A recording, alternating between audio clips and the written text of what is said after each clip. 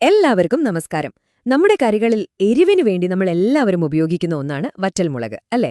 എന്നാൽ അധികം വൈകാതെ ഈ എരിവ് നമ്മുടെ പോക്കറ്റ് ശരിക്കും കാലിയാക്കിയേക്കും.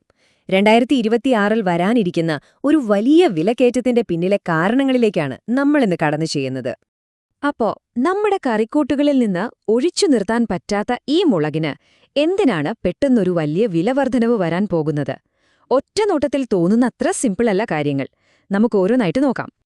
ഈ കഥ തുടങ്ങുന്നത് നമ്മൾ സാധനം വാങ്ങുന്ന സൂപ്പർമാർക്കറ്റിലോ കടയിലോ ഒന്നുമല്ല, മറിച്ച് കർഷകന്റെ കൃഷിയിടത്തിലാണ്.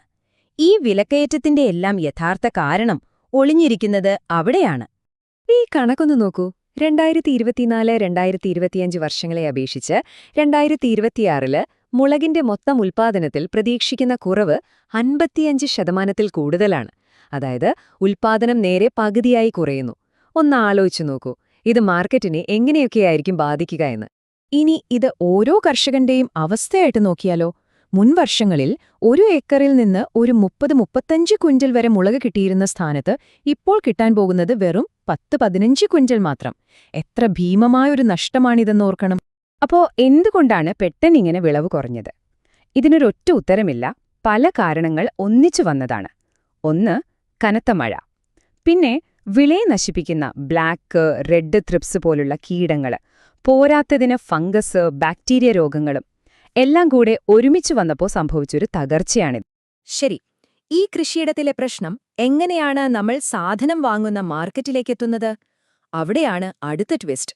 ഉൽപ്പാദനം കുറഞ്ഞത് വിതരണ ശൃംഖലയെ ശരിക്കും സമ്മർദ്ദത്തിലാക്കുകയാണ്. യഥാർത്ഥത്തില് ഈ വലിയ വിലക്കയറ്റത്തിന്റെ ഒരു സൂചന ഇപ്പൊ തന്നെ മാർക്കറ്റിലുണ്ട്. നിങ്ങൾ ആരെങ്കിലും ശ്രദ്ധിച്ചോ എന്നറിയില്ല, പച്ചമുളകിന്റെ വില റോക്കറ്റ് പോലെ കുതിച്ചുയരുകയാണ്. ഡിമാൻഡ് കൂടുകയും സപ്ലൈ കുറയുകയും ചെയ്യുമ്പോൾ സംഭവിക്കുന്നതിന്റെ ആദ്യത്തെ ഒരു സൈനാണിത്. ഈ ചാർട്ട് കാണുമ്പോൾ തന്നെ കാര്യങ്ങൾ വ്യക്തമാകും. ഇന്ത്യയിലെ തന്നെ ഏറ്റവും വലിയ മുളക് ഉൽപ്പാദകരിലൊരാളായ കർണാടകയിൽ നിന്ന് പ്രധാന മാർക്കറ്റുകളിലേക്കുള്ള സപ്ലൈ നോക്കൂ. സാധാരണ വരുന്നതിന്റെ 20% താഴെ. അതായത് വരേണ്ടതിന്റെ 1/5 പോലും എത്തുന്നില്ലെന്ന് സാരം. എന്താ കർണാടകയിൽ സംഭവിക്കുന്നത്? പ്രധാനമായും 2 കാര്യങ്ങൾ. ഒന്ന്, അവിടുത്തെ കൃഷിയും വിളവും പകുതിയായി കുറഞ്ഞു. 2, വലിയ മൾട്ടിനാഷണൽ കമ്പനികളില്ലേ, അവർ കർഷകരുടെ അടുത്തുനിന്ന് നേരിട്ട് ഉയർന്ന വില കൊടുത്ത് സാധനം വാങ്ങുകയാണ്. അപ്പോൾ പിന്നെ പൊതുവിപണിയിലേക്ക് മുളകെത്തുന്നത് സ്വാഭാവികമായും കുറയുമല്ലോ. പ്രശ്നം അവിടെയും തീരുന്നില്ല. ഈ മുളകുപൊടി ഉണ്ടാക്കുന്ന വലിയ കമ്പനികളുടെ കയ്യിലുള്ള പഴയ സ്റ്റോക്ക് തീരാറായി. അതുകൊണ്ട് അവരും കിട്ടാവുന്നത്രയും പുതിയ വിളവ് വാങ്ങാനായിട്ട് മാർക്കറ്റിലുണ്ട്. ഇതൊരു തരം ഓട്ട മത്സരം പോലെയായി മാറിയിരിക്കുകയാണ്. അപ്പോ ഇത് വെറും ഒരു കർണാടകയുടെ മാത്രം പ്രശ്നമല്ല. ഈ പ്രതിസന്ധി ശരിക്കും പടർന്നു പിടിക്കുകയാണ്. ഒരു സംസ്ഥാനത്ത് തുടങ്ങിയ പ്രശ്നം എങ്ങനെയാണ് രാജ്യവ്യാപകമായ ഒരു ക്ഷാമമായി മാറുന്നത് എന്ന് നമുക്ക് നോക്കാം. കർണാടകയിൽ മാത്രം വിളവ് കുറഞ്ഞത് 50%. ഇത് തന്നെ വലിയൊരടിയാണ്. പക്ഷേ രാജ്യത്തിന്റെ മറ്റു ഭാഗങ്ങളിലെ കണക്ക് ഇതിലും ഞെട്ടിക്കുന്നതാണ്. ഉത്തരേന്ത്യയിലെ കാര്യം നോക്കിയാൽ വിളനാശം ഏകദേശം 80%. 80%! അതായത് അവിടുത്തെ കൃഷി ഏതാണ്ട് പൂർണ്ണമായും നശിച്ചു എന്ന് തന്നെ നമുക്ക് പറയാം. അപ്പോ കാര്യം വളരെ ക്ലിയറാണ്. കർണാടക, ഉത്തരേന്ത്യ ഇങ്ങനെ പ്രധാനപ്പെട്ട കൃഷിസ്ഥലങ്ങളെല്ലാം ഒരേ സമയം പരാജയപ്പെടുമ്പോൾ രാജ്യത്ത് മൊത്തത്തിൽ മുളകിനൊരു വലിയ ക്ഷാമമുണ്ടാകുമെന്ന് ഉറപ്പായി. ഇതുവരെ നമ്മൾ പറഞ്ഞ എല്ലാ പ്രശ്നങ്ങളും ഒരുമിച്ച് വരുമ്പോൾ അതിനെ നമുക്കൊരു പെർഫെക്റ്റ് സ്റ്റോം എന്ന് വിളിക്കാം. ഇതെല്ലാം കൂടി എങ്ങനെയാണ് ഒഴിവാക്കാനാവാത്ത ഒരു വിലക്കയറ്റത്തിലേക്ക് നമ്മളെ കൊണ്ടുപോകുന്നതെന്ന് നോക്കാം. ഈ 4 കാര്യങ്ങൾ ഒന്നുകൂടി ഓർത്തുനോക്കൂ. 1, ഉൽപ്പാദനം കുത്തനെയിടിഞ്ഞു. 2, വലിയ കമ്പനികൾ മത്സരിച്ചു വാങ്ങിക്കൂട്ടുന്നു. 3, മാർക്കറ്റിലേക്കുള്ള വരവ് ഏതാണ്ട് നിന്നു. 4, രാജ്യത്തിന്റെ പല ഭാഗത്തും വിളവ് നശിച്ചു. ഇതെല്ലാം ഒരുമിച്ചു വരുമ്പോൾ എന്തായിരിക്കും ഫലം?